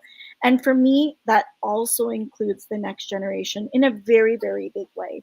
I have a daughter, I have a son, and it's equally important for me that my daughter and my son understand how important these things are to me. My daughter, so that she can absolutely bear that, crown as she moves forward in life and make sure that she's challenging those biases. And my son to understand where he might have them and how he can support as an ally a future that is one where we don't have as many biases and that we don't judge each other so quickly. So for me, those are some of the key things. Thanks, Neha. Thank you, Supreet. Malini? Yeah, it's a great question. So for me, I guess there's a couple of ways I've tried to contribute. One is more formally through my company. We have a diversity and inclusion steering committee that I've been a member of, and have been the executive sponsor for a couple of employee resource groups. Women at Enbridge, and then we now have an ethnically diverse group of employees, EDGE we call it, that I sponsor. On a more personal and day-to-day level, we have this interesting way of starting our meetings at work with values moments, or they started off as safety moments. Now we do value moments, we do inclusion moments, and these are great ways to bring a personal experience or a reflection to a meeting. So to say, here's how we're going to start this meeting. I want to talk to you about how we make people feel included, and then give a personal example of how you did something that promoted inclusion or where you felt excluded. And then that just gives people, a few minutes at the start of the meeting to then share their thoughts on it. So this is one way of keeping the topic of unconscious bias and inclusion sort of top of mind on a more regular basis. So, those are two examples, and they're easy ones for anybody to adopt, I think. Absolutely. That's a great idea, actually. I might try this one at my workplace. Sumeeta, what do you say? I think, like, for me, it's something that's applicable in all aspects of my life. I think, whether it's a friend that you've just met at a party who's just said, hey, I just landed here and we're nervous, picking up on that in a conversation and kind of in your head thinking, you know what, maybe I can connect it with someone, right? Like, just a little thing to, like, almost applying it to an everyday life, to when I look at work and, opportunities. So I think, even with all the client work that I do, I'm always trying to bring in sometimes new, I work with a lot of independent contractors who do different services because they come into projects, depending on what client projects I have. I'm always trying to give opportunity to sometimes the newcomers or the people that are just, yes, they have phenomenal experience, but they're just starting out to do sometimes, or they're very small, because you don't know the power they can bring. Sometimes, yes, it's great to have the big agencies, but sometimes the smaller independent agencies can do some really, really great work, and someone gave them a chance. There's some phenomenal women that, in the last 2.5, 3 years have started businesses from home. They have great services that they do, but giving them a platform, or giving them the opportunity to be able to showcase that. Through Panorama, I am so proud. And I have to tell you that, we have a board of just the social media team. Forget everything else. I'm so proud of just our social media team. We have about 25 people that work, by the way, all volunteer. And out of that, I think 20 are below the age of 20 young South Asian girls, all giving their time, who, by the way, are all born here. Many have never even been to India, but the amount of work they're putting out. So it's about grooming the next generations is also very important to me, because if we don't break the bias for them, it's not going to break further down the road. So I think the 2.5 years kind of made me really focus on the generations that need to come up and what can we do for them. It's a personal thing that's become part of, even as we were looking at culture. So I use Panorama as an example, because in the 2.5 years, you'd be surprised that I heard this quite a bit. And that's what actually changed my motivation with Panorama too, is I had a lot of friends whose kids they kept saying, my kids feel lost. They felt disconnected, right? Because one is, yes, there's friends, but the difference was, do you remember our culture is about family, and, everything we do, every function is a big function, right? We're either doing Diwali with 10, 15 people or 30 people, or, when people say I have an engagement party or a wedding is 250, I'm like, that's just an engagement party for us, right? But it's true. That's who we are. And what happened in the 2.5 years is a lot of people felt the kids got disconnected. Why? Because the base went away. That connection went away. The culture went away. So it was also important that we bring these kids into understanding this generation, into understanding what needs to come forward. I think breaking the bias ultimately means if we don't start to help the generations that are coming up, it's not going to change further down. Yes, we're going to change certain behavior that needs to exist today, but we have to start also way, way before. I think, Malini, you just mentioned, whether it's a son or Supreet, it's a son or daughter, we have to do the same what we're doing for daughters to educate also the sons, right? We have to also say to them, like I said, right? I want to be at a table. I want you to talk about my accomplishments. I don't want you to talk about whether I'm Indian or South Asian women, or talk about somebody who said, hey, 2 years I took a break from work and I'm a mom and I'm coming back. Like, let's not talk about that. Let's talk about the fact that, holy crap, you delivered this amazing project. This person gets it. They need a seat at the table, right? They need a seat at the table to do what we need them to do and what they will do for the company. So I think we need to change the dialogue. And that has to come from an everyday conversation. Judgment is built. We are all judgmental. It's the grooming we've had. Everybody has biases. And listen, when someone has a judgment or bias, I also don't judge them. I'll tell you why, because it could have been an experience they had. And unfortunately, that's what made them the way they were. So it's okay. Like, they came from a place of what they knew. They didn't know any better. And rather than judging them, maybe there's an opportunity to have a dialogue to say, and sometimes you can't change someone else, but you can also not let it affect you, right? So that's the difference you can choose in that conversation is it's okay. That's what they knew better.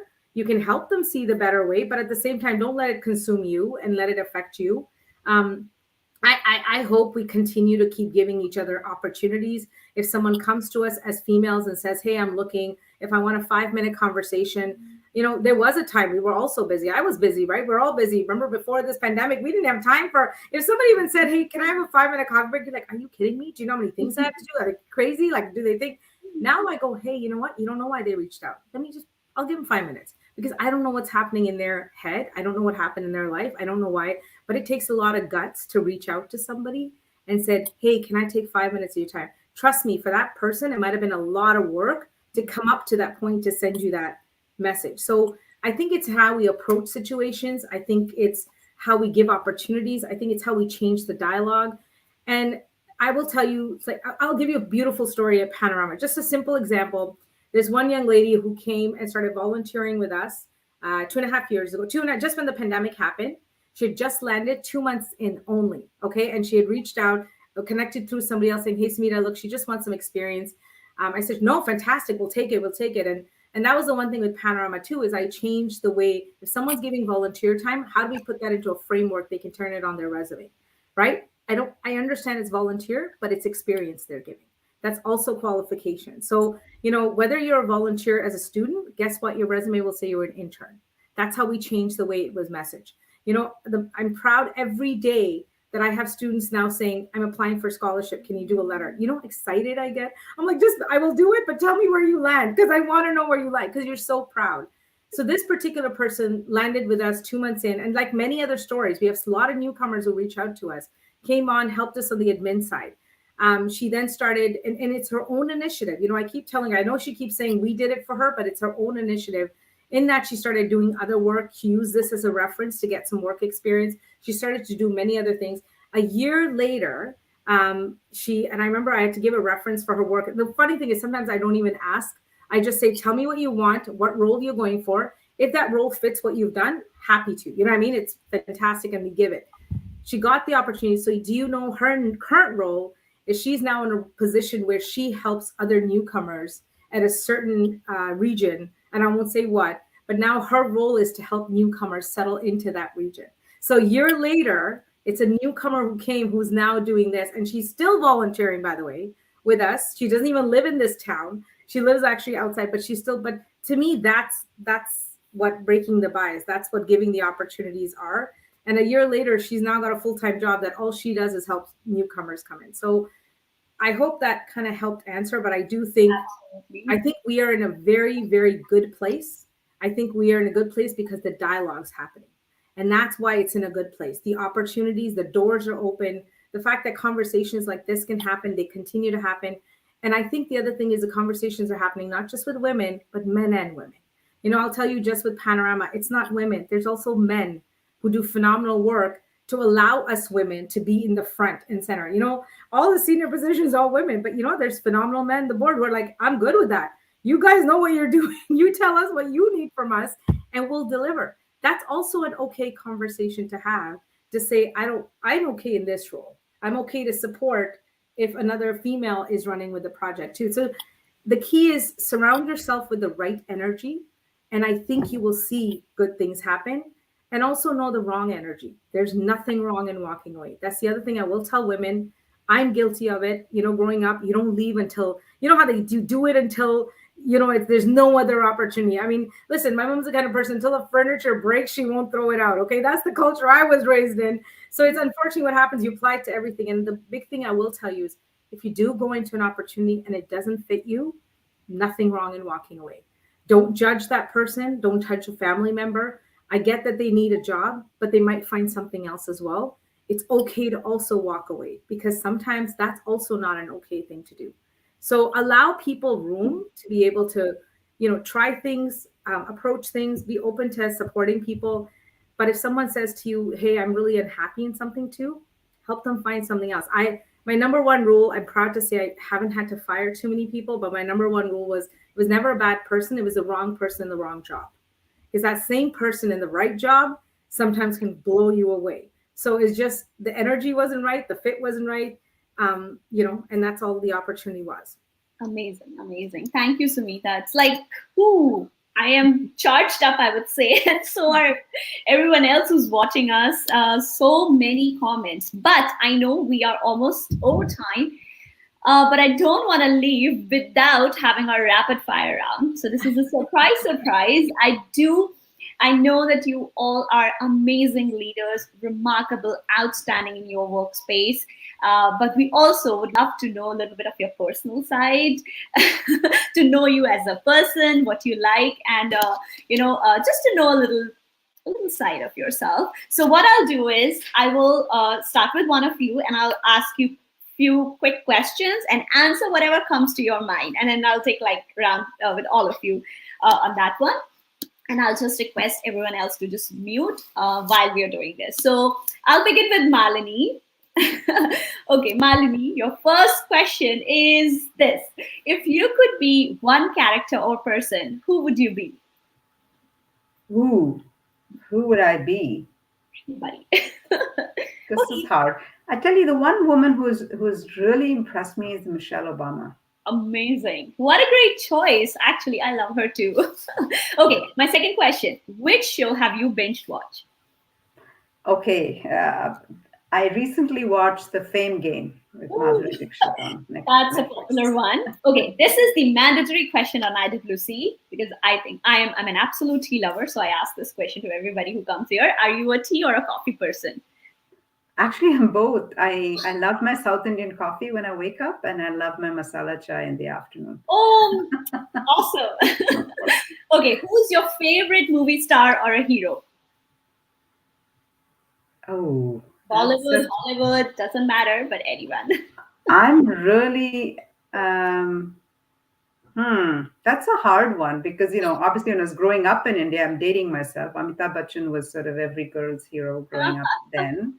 That is amazing. I think more recently, I like Amir Khan a lot. Amir Khan. Okay, that's cool. Okay, what is that one dish that you cook the best?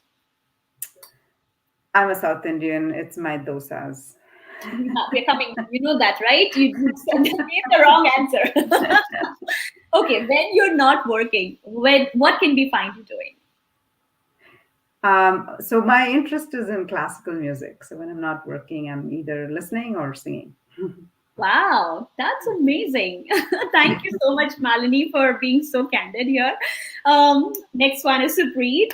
So, Supreet, I'm going to ask the same questions, but in this rapid fire way. So, one character or person, if you could be, who would it be?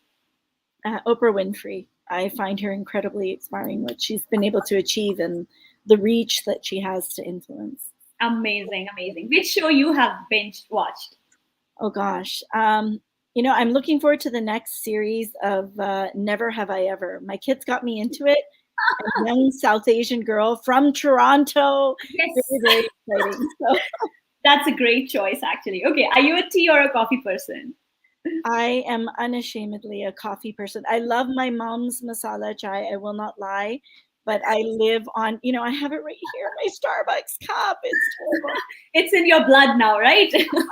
I'm a West Coaster. We had Starbucks right after Seattle and Vancouver, so I've grown up with too much coffee.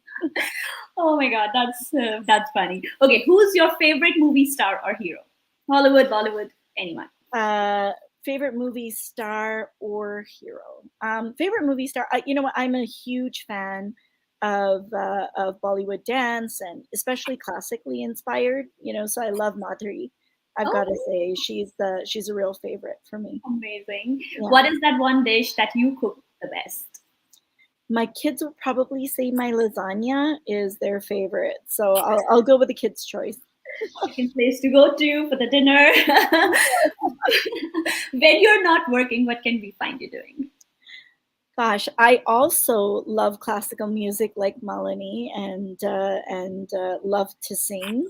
But I also am enjoying some dance classes that I'm taking with some other moms. My daughter is a classical dancer, and the moms got together and decided that we were also going to keep fit and have some fun. So you might find me in a Bollywood studio doing some dance. Wow, that's amazing. That is amazing, really amazing. Okay, Sumeeta, your turn. One character, if you could be. So I don't think there's one for me. I think it depends on the day and the mood I'm in. So, the day, you need motivation. Like I said, right? Supreet said Oprah Winfrey. I was obsessed with Oprah. I think everything she does. But at the same time, I think Michelle Obama is phenomenal, right? Just what Malini said. So I think it depends on the motivation I need and kind of what I'm looking for. I think there's women in business that I think are phenomenal and who've done some amazing things. And at the same time, like actresses, there's just so many different people that I love. So I wouldn't say there's one. I'm very much about the mood and the mindset I'm in and what kind of motivates me in the moment. So, ooh. So what have you binge watched recently? So I think that after 2.5 years, let me tell you, after cleaning out Netflix, Amazon, I don't even know how many stations. I'll tell you what I began binge watching again and rediscovered is the shows I grew up on here. So I rewatched Parks and Recreation. I rewatched Office. Rewatch. And it's funny. I love all the new shows that I've discovered. Like I love, my Law and Orders and, a lot of the other shows but at the same time, you wouldn't believe how funny they are when you rewatch them. And I'll tell you one show I really have become obsessed with watching is Parks and Recreation. If you if you understand politics and you understand business and, kind of the way things are, it is actually one of the funniest shows to rewatch now because it's so relevant, to what's happening. So I rewatched a lot of 80s stuff that I enjoy watching. But at the same time, I think there's new shows I've watched. I'm a binge watcher. It's really bad. I am a binge watcher. I'll discover a show and then I will want to watch it all. and then I think it's 4 a.m. and I think, what did I just do to myself? But I guess we all are guilty of being awake at night just because we wanted to finish that series. So true. And I'll tell you a really good show, you guys, if you haven't seen it, is watch Veep. If you haven't seen Veep, it is one of the funniest. So Julia Louis-Dreyfus, the fact that she's a vice president, could never become a president. It is one of the funniest shows. I've binge watched that like 3 or 4 times. I know many people around me who are similar, but if you enjoy funny political humor in a show, it's one of my favorite shows, and I really highly recommend it. Adding it to my list. Okay, so are you a tea or a coffee person? Coffee, espresso. Coffee. I'm outnumbered here. Espresso. Okay, who is your favorite movie star? So I'll tell you who I don't think there's one favorite, but I'll tell you who I find fascinating. So I actually love Mark Wahlberg. And I'll tell you why I love Mark Wahlberg. Yes, he was famous for music at one point. He's done tons of movies, guys, phenomenal. But he has so many businesses. If you watch, kind of understand the layers, the guy has built so many businesses from ground up. So I find people that do multiple things and are able to get them done. And it's okay to fail, but they do them. I find people like that fascinating. And so for me, the fact that the guy's an actor, he now produces huge production movies, right? He's not just doing little movies. Like now he goes into a movie and says, I'll produce it.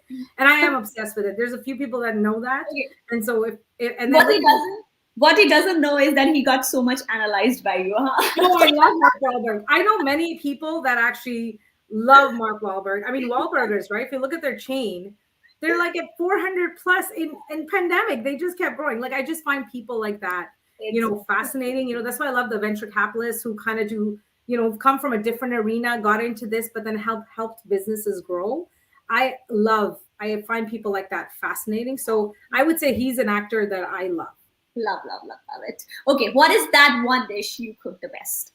So I love a simple pasta. I eat gluten-free, so I love cooking like a simple pasta with like very little sauce, and yet it tastes, really good. So I'm very much into like this. I'm lucky. My mom cooks the Indian food, so I'm very lucky for that.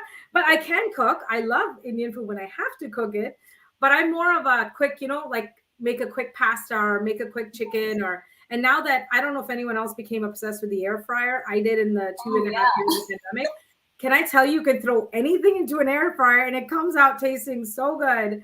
So I would say I'm very good cook with the air fryer, thanks to my sister. Well, that's what the innovation is. Innovation is for, right? To use it. Obsessed with it. Okay, my last question to you: when you are not working, what can we find you doing? So I'm very much an extreme where either I'm going crazy or I don't want to move. Right, I'm very bad in between. But I know I've learned this from traveling an insane amount because and you ladies know too, when you travel an insane amount, when you used to come, you don't want to move, you don't want to do anything. But I would say for me, I think now we have so many layers to it. I mean, obviously, you work out for mental health now, which is so important. At the same time, I volunteer my time as well on a lot of projects. I binge watch a lot of shows. Like that's my other thing. I'm grateful we had TV. I'm grateful the pandemic happened when we had access to Netflix and Amazon. I'm very thankful to them. And at the same time, I think spending time with family, that's probably more than anything. I think we value that because, we just talked about it the other day, that first month. Do you remember when we all got hit and we could not see anybody? Yeah. I don't think we should ever forget that month because it'll always be a reminder that time, when you have a village around you and you're sitting and laughing, it's my most favorite time. And the house is full, people here, food, perfect time.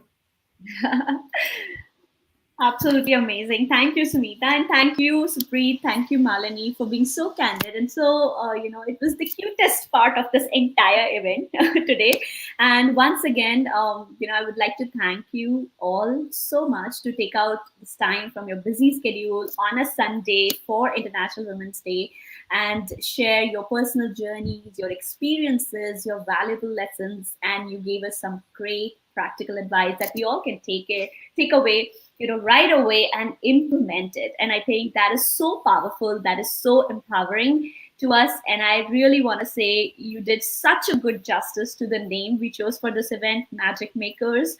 You are truly magic makers. And I'm so, so grateful to have you for this special event for Indian Women's Circle. You have truly inspired me. I am literally charged up, power packed right now to to do some good changes in in myself, around me, and also in terms of breaking the bias, in terms of supporting other women, in terms of moving ahead. So such an honor to have you, to hear from you. And I want to wish you all once again a very happy International Women's Day. A big thank you. And to all our audience who supported us, who sent us so many comments, who resonated with us today, joined us for this very important conversation. I would like to thank you from the bottom of my heart. It's absolutely amazing when I see you jump into the conversation and share things. So thank you for joining us today, and happy International Women's Day to all of you, and we'll see you in the next event. Thank you. Thank you. Bye-bye.